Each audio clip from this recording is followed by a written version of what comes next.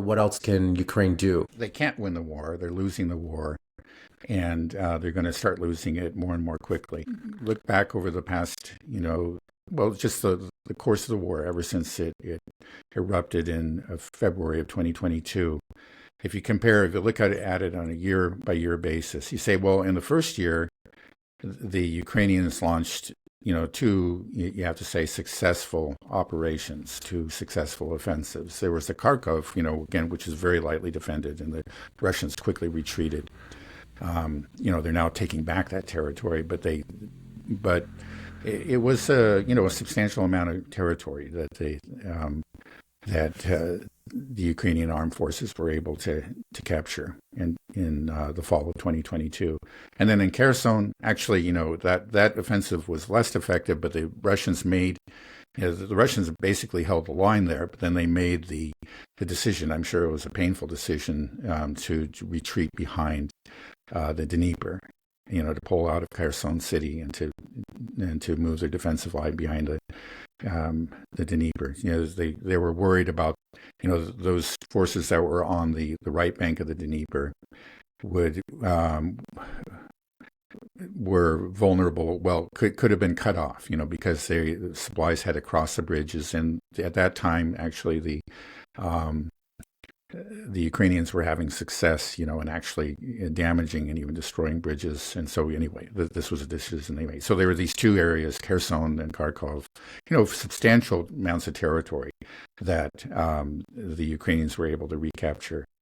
That was 2022. And then, so what happened in 2023, we had the great summer offensive that, they threw in all kinds of things. This was, again, this was carried out with the full support of NATO. And, we actually know that NATO was issuing commands, and they had trained these people for whatever. They took some land, but it was a very small amount. And they've since lost it all, especially down in the Zaporozhye region.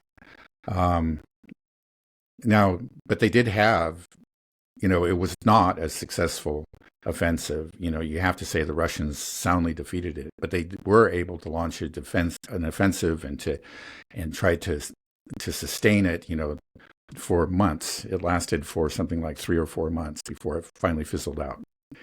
Again, very, very little territory to show for it. But they did it. They did have the equipment and the men to attempt this. And then what happened in 2024, the one offensive that they were able to carry out was Kursk. And, they concentrated forces, and they used some clever tactics.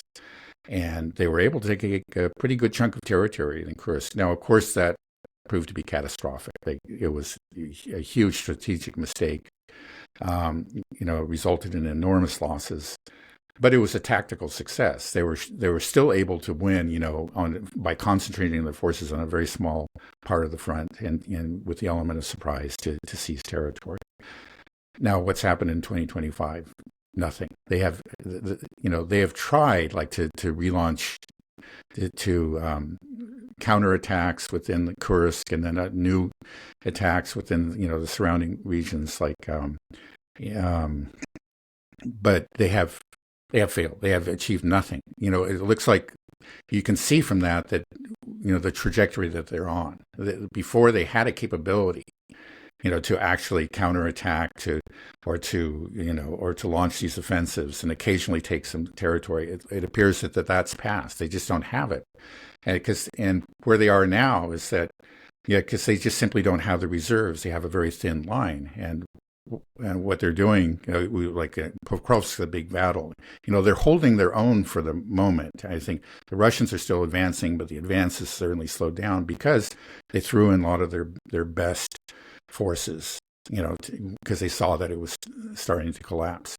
But these weren't reserves. They had to pull them, from Sumy and other places. And the result is that the Russians, things have slowed down in Pokrovsk, but they certainly, it looks very, very grim for the Ukrainians. But now it's just accelerating in other places. And, we're just seeing this general, advances on several parts of the line. It's not just one battle, but as we mentioned before, we're talking about basically 4 sieges of cities.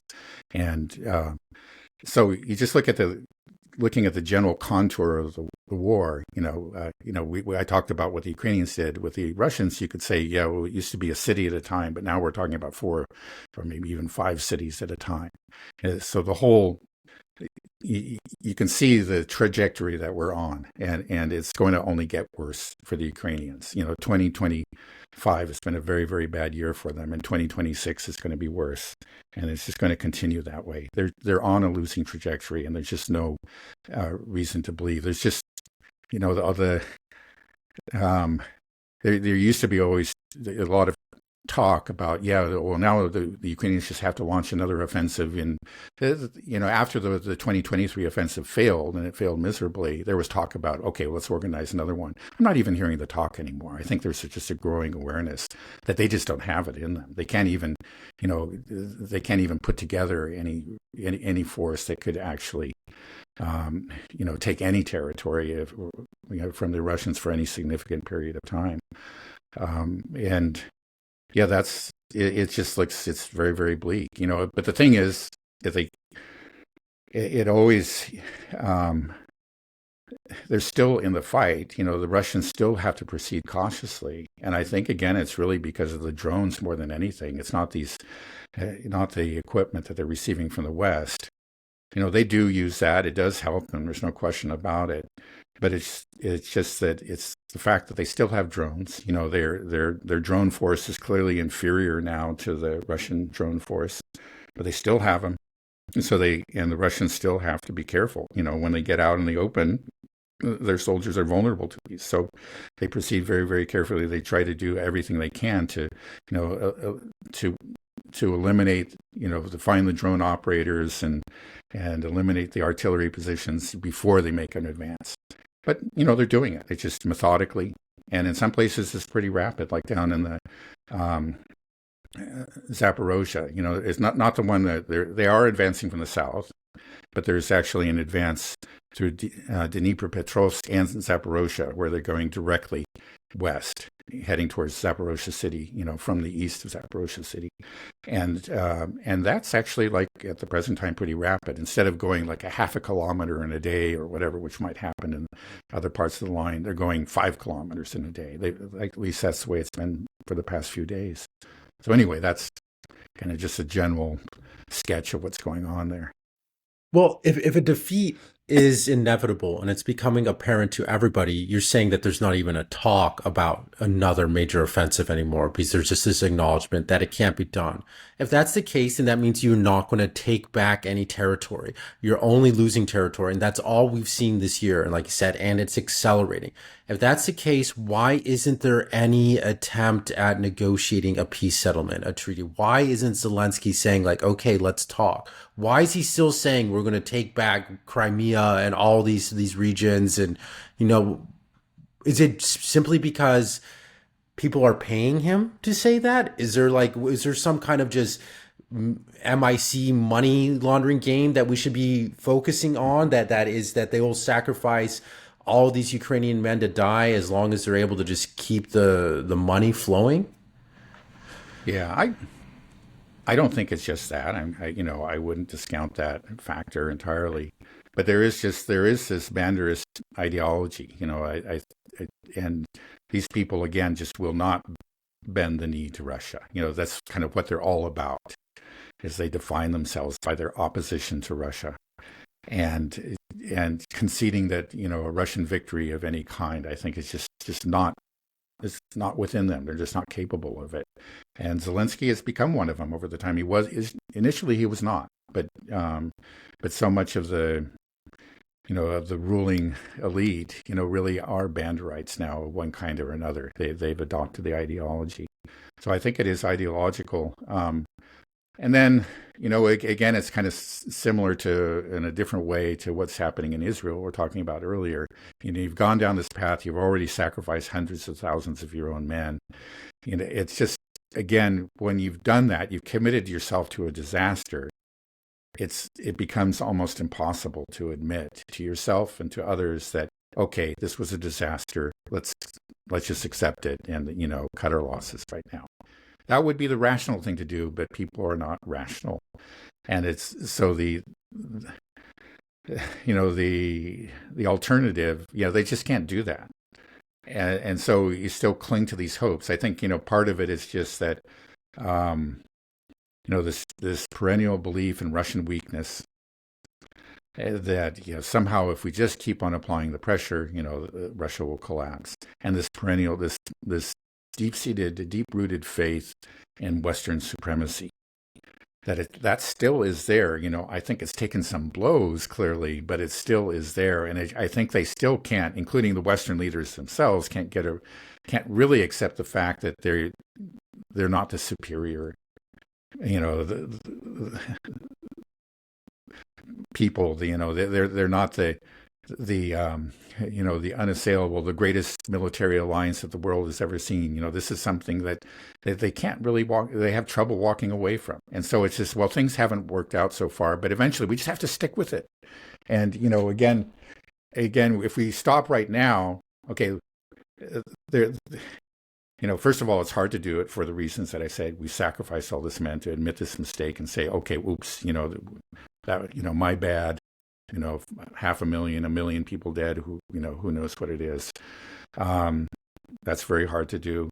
But then also, if you're within a collective, and you personally, like the leader of this country, are saying, hey, this isn't really working. This is, I think maybe we've got to stop this, guys. You go out and you say that, and you become part of a movement to actually end support to Ukraine and just to capitulate to the Russians. Concede those two oblasts, right? Zaporizhia and Kherson, or three also, because there's about 30% of Donetsk is still under Ukrainian control. Just say, okay, let them have it. This is it, and this is the best we can do. Let's admit that this was a terrible, terrible mistake. Okay, again, that's emotionally hard to do. They're very invested in this. But if you push that, and you have the people on the other side, no, we got to stick to it. We can turn this around. Russia will collapse. There's that wonder weapon. There's that whatever it is. But your side wins. Okay, you get the peace. Then there's always going to be the stab in the back argument. And they say, we would have won if it wasn't for those people, right, who surrendered to the Russians. That's something that they're faced with. So I think quite often you say, okay, I better not say anything. Wait till it's just so damn obvious. And then we just have to. But at this point, there are all these people, very powerful people making this argument that we can win and we stick to it and we just have to be united. If I'm if I actually express dissent and try to pull out of it, then they're going to blame me when it fails. They'll say, because we weren't united, it's because of you, this dissident voice. That's why we failed to do it. I think that is, the psychology, this is the group dynamics too, that are pushing the Europeans to continue to support the Ukrainians and the Ukrainians to continue to pursue this really suicidal course.